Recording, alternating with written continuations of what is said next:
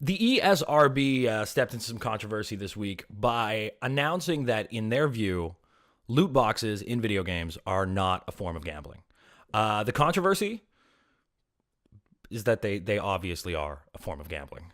For the uninitiated, loot boxes or loot crates is sort of a generic term for purchases that can be made inside of a game, where the player buys basically a box unaware of what in-game items might be inside. Now, you can either have the washer and dryer where the lovely Smithers is standing, or you can trade it all in for what's in this box. The box. Look, Burns, this is a big problem. That box can be bought with currency from the game, kind of we'll call that gold, which then in many cases can be bought with actual money. So you can take real American or Canadian dollars, buy gold inside the game, and then use that gold inside the game to buy a box without knowing what's inside. You open the box, you get certain items, whether that's a weapon for the game, whether that's a character skin. Often those boxes will include more cosmetic items, but in a few games that have come out recently, the items that you get inside these boxes have a major impact on your ability to play the game. The term that's being thrown around a lot in a lot of the articles that have come out about this is pay to win. Like every poorly thought out, poorly written junior high school essay, let's start with the definition, shall we? The definition of gamble from Merriam-Webster: an intransitive verb to play a game for money or property, or to bet on an uncertain outcome, to stake something on a contingency, to take a chance. The justification that the ESRB has used to explain why they don't consider this a form of gambling, when you're taking actual money and exchanging that for the chance to win something.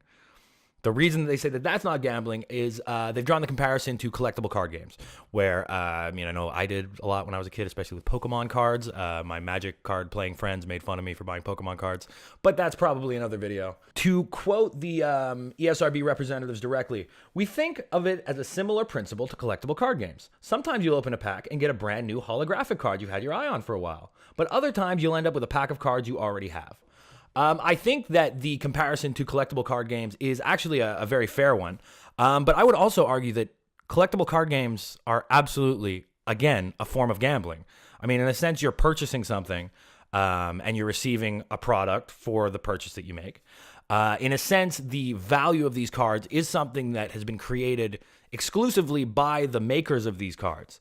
But definitely, if you're exchanging money for an insecure outcome, if you're taking real dollars, giving it to somebody, and they're giving you something back, and you're unsure of what it is that you're going to be getting back, that's a form of gambling. Also, from the ESRB statement, another one of the justifications for explaining why this is not a form of gambling: while there's an element of chance in these mechanics, the player is always guaranteed to receive in-game content, even if the player unfortunately receives something they don't want. The box. Who's in the box? Put the gun down, David. What's in the box? If players of a game are exchanging money for the opportunity to receive something back, and they're unsure of what they're going to be receiving back, definitely, in my opinion anyway, that's a form of gambling. I think that one of the big reasons that they were a little apprehensive to rule that these in-game purchases are a form of gambling is that if they determine that it is a form of gambling based on their own rules, and I think probably even the law, clearly then any game that has real gambling rather than simulated gambling, which is how they sort of draw the distinction, a game that has real gambling inside of it has to have an adults-only rating. Again, I think that would probably be like legally. You couldn't, children can't gamble legally. I'm not even 100% sure how adults gamble legally. I think that there's a lot of kind of funny rules about specifically when it's allowed. I don't even know if making a bet with your friend is technically legal.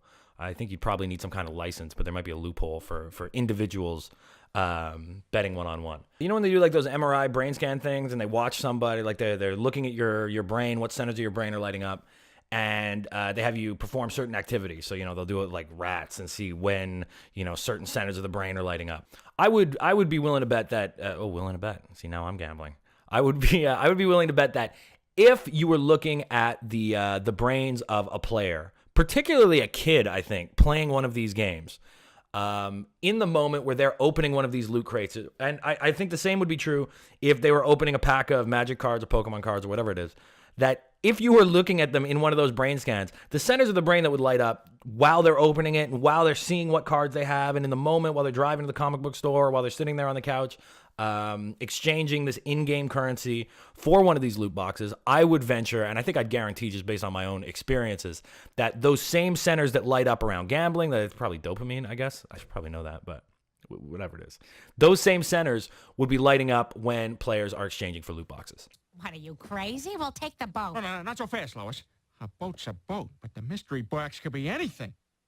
It could even be a boat. You know how much we've wanted one of those. Then let's just... We'll take the box. These microtransactions where you're trading in-game currency for the opportunity to win items in-game, if they were to rule that that is a form of gambling, then all of those games would have to have an adults-only rating.